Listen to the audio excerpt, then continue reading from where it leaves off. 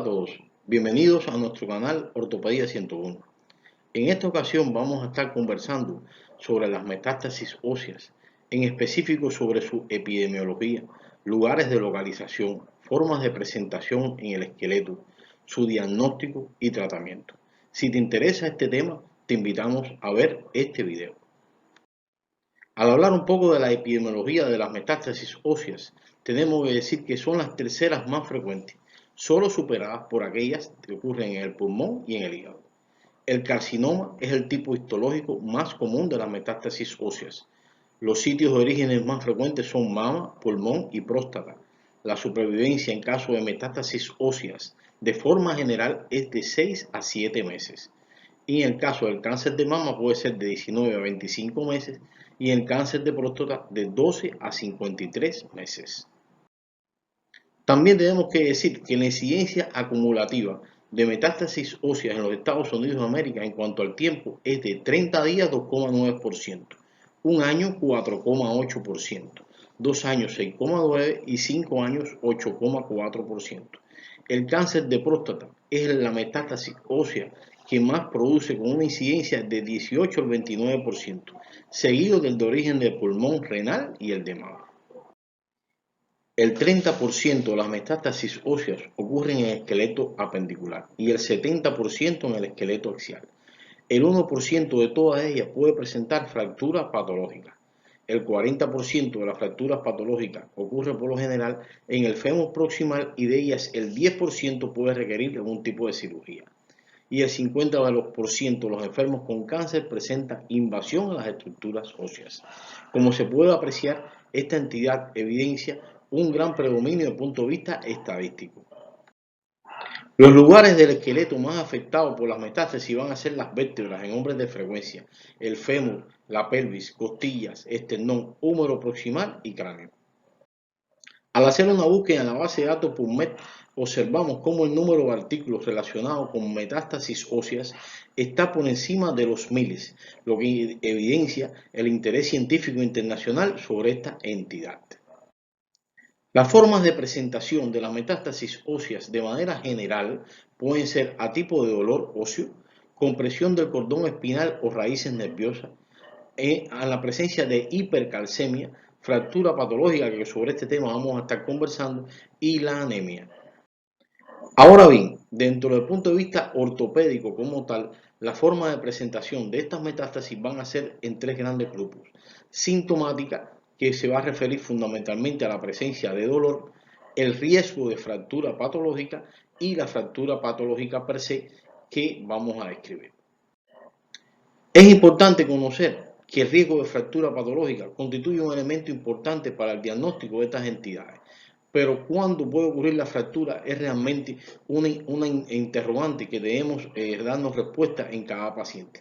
Y para esto existe una serie de escalas, entre las que se encuentra la descrita por Miller en el año 1989, en la cual tiene diferentes variables como sitio, intensidad del dolor, tipo de lesión, tamaño de la lesión, y en dependencia de la localización y de los aspectos de cada una de ellas será el puntaje.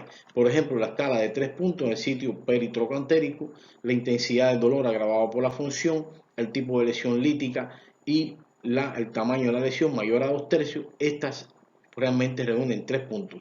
Y la suma de todas ellas, cuando existe una escala de 9 puntos, representa la posibilidad de fractura patológica en un 33%. Esto es de gran importancia, ya que favorece e indica al médico tratante a realizar un procedimiento quirúrgico para estabilizar la estructura ósea antes de que ocurra la fractura patológica y la diseminación de las células cancerígenas en el torrente sanguíneo. El riesgo de fractura patológica en la cadera, que es uno de los lugares más frecuentes que puede ocurrir, existen una serie de clasificaciones y aspectos que son importantes en tener en cuenta. Por ejemplo, cuando es un tumor mayor de 2,5 centímetros, tumor que ocupa más del 50% del diámetro óseo, fracturas del trocánter menor y el fallo del tratamiento con radioterapia. Estas son indicaciones muy precisas de que puede ocurrir un riesgo de fractura patológica precisamente en la articulación de la cadera. Aquí tenemos un paciente que se presenta a nuestra consulta con una imagen metastásica de carcinoma de pulmón en el fémur derecho, con un riesgo de fractura patológica, ya que presentaba 11 puntos según la puntuación de Miller. Este paciente necesitó intervención quirúrgica mediante la colocación de un clavo intramedular y cemento óseo. También existe otro método que es el método de Campana y Campanasi, el cual estima el riesgo de fractura patológica cuando existe afección de más de un 50% del diámetro cortical en los planos coronal y longitudinal. Como se puede apreciar en estas imágenes, podemos ver que si esta afectación se extiende más allá del 50% de la cortical, puede ocurrir directamente una fractura de tipo patológica. Ahora, ¿qué es una fractura patológica? ¿Qué características tiene una fractura de este tipo? Es causada por trauma de baja energía, presencia de síntomas previos en el sitio de la lesión. Es frecuente que el paciente en muchas ocasiones refiera dolor e incomodidad, molestias en el sitio de la fractura. Por lo general presenta un trazo radiográfico transversal, presencia de enfermedad previa tanto local como sistémica. Estos son algunos de los elementos a tener en cuenta en estos tipos de pacientes en los que se presenta la fractura patológica. Es importante conocer en relación a la metástasis óseas los tipos imagenológicos. Las lesiones osteolíticas son las más comunes y representan el 75%. Y siempre que observamos una lesión osteolítica, debemos sospechar de un origen posiblemente de riñón, pulmón, mama, tracto gastrointestinal y tiroides. Por otro lado, las lesiones de tipo osteoblásticas pueden ser detectadas en el 15% de los pacientes y su origen puede ser próstata, mama, útero, vejiga, de origen neurogénico y el osteosarcoma, que es un tumor primario que puede dar metástasis óseas también de tipo osteoblástica.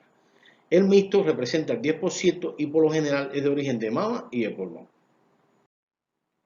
Al observar la radiografía simple de los pacientes que posiblemente presenten una metástasis óseas, ellas son útiles para detectar solo lesiones osteolíticas y las fracturas patológicas. Las lesiones, para ser visibles, deben de medir al menos 1 o 2 centímetros y el hueso debe perder un 50% o más de la mineralización ósea. Y la mayor desventaja de esta modalidad de diagnóstico de tipo imagenológico es la pobre sensibilidad que tiene. Por su parte, la tomografía axial computarizada tiene una sensibilidad del 74% aproximadamente. Es útil para la evaluación del hueso cortical y trabecular, tanto en las lesiones blásticas como de tipo osteolíticas. Es de gran utilidad para evaluar las metástasis en costilla, pelvis y el hombro, ya que estas zonas son muy difíciles de hacer el diagnóstico mediante la radiografía convencional debido a su situación anatómica y permite estudiar la enfermedad con mayor profundidad. Debemos decir que la tomografía axial computarizada es capaz de detectar este tipo de lesiones 6 meses antes, incluso que se detecta en la radiografía simple. La imagen de resonancia magnética tiene un 95% de sensibilidad y un 90% de especificidad para detectar estas lesiones. Por lo tanto, es el examen imagenológico de elección preferiblemente. Permite detectar lesiones de la médula ósea antes de la aparición de las lesiones de tipo osteoblástica y es de gran utilidad en pacientes embarazadas para detectar en muchos casos la compresión medular que puede ocurrir secundaria a una metástasis ósea. Por su parte, la medicina nuclear, mediante el uso de la gammagrafía, tiene una especificidad superior al 78% para la detección de las metástasis óseas. Tiene la ventaja de poder observar todo el cuerpo y detectar las metástasis, lo que se llama el whole body. Sirve para determinar la progresión de la enfermedad y evalúa la respuesta al tratamiento aplicado en este tipo de enfermos.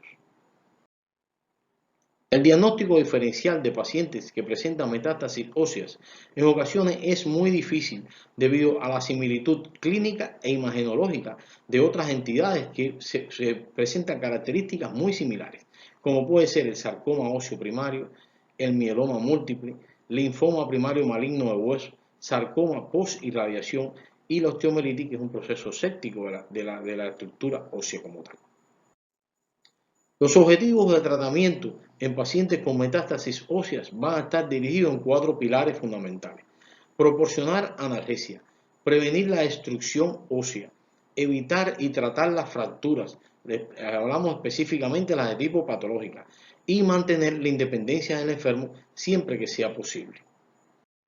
El tratamiento de la metástasis óseas puede ser conservador y quirúrgico. En el primer grupo encontramos el control del dolor, inhibidores de la actividad osteoclástica como los bisfosfonatos y el denosumab, radioterapia, quimioterapia. Todos estos se pueden utilizar de forma aislada o de forma combinada. ¿Qué indicaciones de tratamiento quirúrgico existen para pacientes con metástasis óseas? Fundamentalmente van a ser 4. Y tiene que existir buena condición del paciente y una expectativa de vida que supere las 6 semanas. El cirujano debe estar plenamente convencido de que el tratamiento quirúrgico va a resultar mejor que el tratamiento conservador.